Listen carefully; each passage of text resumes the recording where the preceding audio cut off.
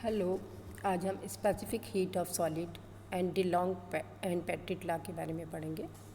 डिलॉन्ग और पेटिट नियम के अनुसार प्रत्येक ठोस की परमाणु विशिष्ट ऊष्मा अर्थात एटॉमिक स्पेसिफिक हीट यानी परमाणु भार इनटू विशिष्ट ऊष्मा का गुणनफल का मान एक समान रहता है और यह राशि का मान लगभग सॉलिड्स के लिए 6 होता है।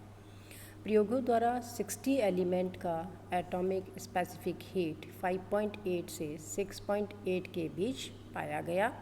इससे उपरोक्त नियम की पुष्टि होती है। इसके कुछ अपवाद हैं, जैसे कार्बन, बोरॉन और सिलिकॉन। इनकी एटॉमिक स्पेसिफिक हीट का मान काफ़ी कम होता है।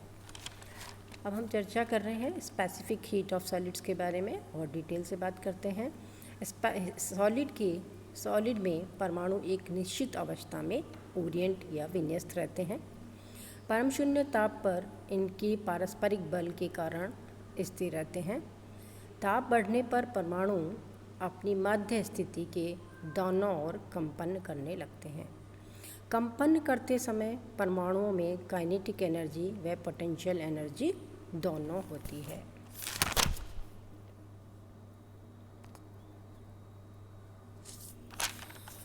ऊर्जा संविभाजन के सिद्धांत के अनुसार प्रत्येक एटम की 1 डिग्री ऑफ फ्रीडम से संबंधित ट्रांसलेशन एवरेज काइनेटिक एनर्जी का मान 1/2 kT होता है। आप सब अच्छे से विधिवादित याद होगा आपको। सिंपल हार्मोनिक मोशन करने वाले परमाणु की औसत काइनेटिक एनर्जी व औसत पोटेंशियल एनर्जी के मान बराबर होते हैं। प्रत्येक परमाणु की 1 डिग्री ऑफ फ्रीडम से संबंधित कुल ऊर्जा 1/2 kT and 1/2 kT, 1/kT for kinetic energy, 1/kT for potential energy. तो इस केस में टोटल संबंधित ऊर्जा kT होती है। प्रत्येक परमाणु की कंपन गति में XYZ 3 डिग्री ऑफ फ्रीडम होते हैं। सॉलिड के प्रत्येक एटम की ऊर्जा 3 kT होती है। किसी एलिमेंट के 1 ग्राम परमाणु में अणु की संख्या n होती है। 1 ग्राम परमाणु ठोस की संपूर्ण ऊर्जा E बराबर 3 kT इंटू n के बराबर होगी। E बराबर 3RT in term of R, चूँकि R बराबर K इंटू n के है तो E बराबर 3RT सॉलिड्स के केस में 1 ग्राम परमाणु ठोस की संपूर्ण ऊर्जा को प्रदर्शित करता है, जिसे इक्वेशन 1 से बताया गया है। यह मानकर कि दी गई ऊष्मा परमाणु के कंपन में केवल व्यय होती है, उसके आयतन में कोई परिवर्तन नहीं करती है। ठोस के 1 ग्राम परमाणु के नियत आयतन पर विशिष्ट ऊष्मा Cv dE को dt से के विथ रेस्पेक्ट डिफ्रेंशिएट कर दीजिए, which is 3R, which is given by equation number 2। R is 8.3 joule प्रति मोल प्रति डिग्री। R की वैल्यू इन कैलोरी 2 कैलोरी प्रति मोल प्रति degree. Cv is equal to 3 into R की वैल्यू हमने 2 substitute करी है, तो यूनिट हमारी मल्टीप्लिकेशन आया 6। इसकी यूनिट होगी कैलोरी प्रति मोल प्रति degree, which is represented by equation number 3। डिलॉन्ग और पेटिट नियम के न्यून तापों पर विफलता। डिलॉन्ग और पेटिट लॉ है वो सॉलिड्स के केस में निम्न तापों पर असफल हो जाता है। तो आइए देखते हैं ठोसों की ताप के साथ विशिष्ट ऊष्मा में परिवर्तन कैसे होता है। इस नियम से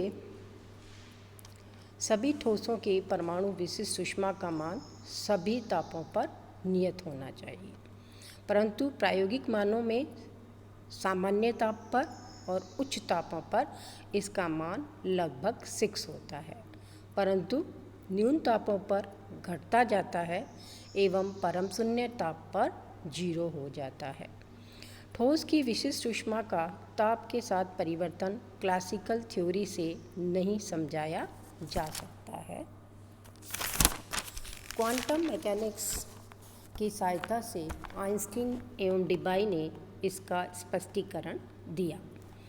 यहाँ मैंने एक ग्राफ बनाया है T और Cv के बीच में और हमने बात की है AgAl कार्बन के लिए, डायमंड के लिए आपने देखा कि CV की वैल्यू 6 के आसपास, 5.8 से लेकर 6 के आसपास ही आती है। तो इससे डेलोंग आइंस्टीन का जो है, इससे डेलोंग पेट्रिट लॉ प्रूफ होता है। लेकिन ये भी देखा कि लोअर टेम्परेचर पर ये ओबे नहीं करता है। धातुओं की विशिष्ट ऊष्मा। धातु में जो इलेक्ट्रिक विद्युत चालन होते हैं, प्रत्येक परमाणु से उसके बाह्य इलेक्ट्रॉन में एक एक या अधिक इलेक्ट्रॉन अलग हो सकते हैं। ये इलेक्ट्रॉन एक प्रकार के इलेक्ट्रॉन अभ्र या इलेक्ट्रॉन गैस की रचना करते हैं, जो धातु के पूर्ण आयतन में ठीक उसी प्रकार भरा होता है और धातु के पृष्ठों पर विद्युत बलों के द्वारा प्रतिबंधित रहता है, जैसे साधारण गैस एक बर्तन में होती है। यह इलेक्ट्रॉन गैस धातु से पूर्णतः स्वतंत्र मानी जा सकती है और इसकी मोलर विशिष्ट ऊष्मा का मान अन्य मोनोएटॉमिक गैस की विशिष्ट ऊष्मा के बराबर 3/2 R होना चाहिए।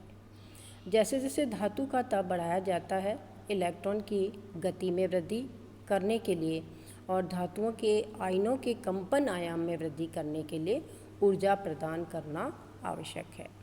इन कंपनों से संबंध विशिष्ट ऊष्मा 3R होनी चाहिए। एक धातु की कुल मोलर स्पेसिफिक हीट कम से कम 3R + 3/2 R यानी 9/2 R होनी चाहिए। वास्तव में धातुओं और अधातुओं भी डेलोंग एंड पेट्रिट लॉ का पालन करती है। तो क्या कंक्लूजन निकला? प्रत्यक्ष इलेक्ट्रॉन ऊष्मीय ऊर्जा में भाग नहीं लेते हैं। इस रहस्य का संतोषजनक स्पष्टीकरण क्वांटम मैकेनिक्स के द्वारा प्राप्त होता है। धन्यवाद।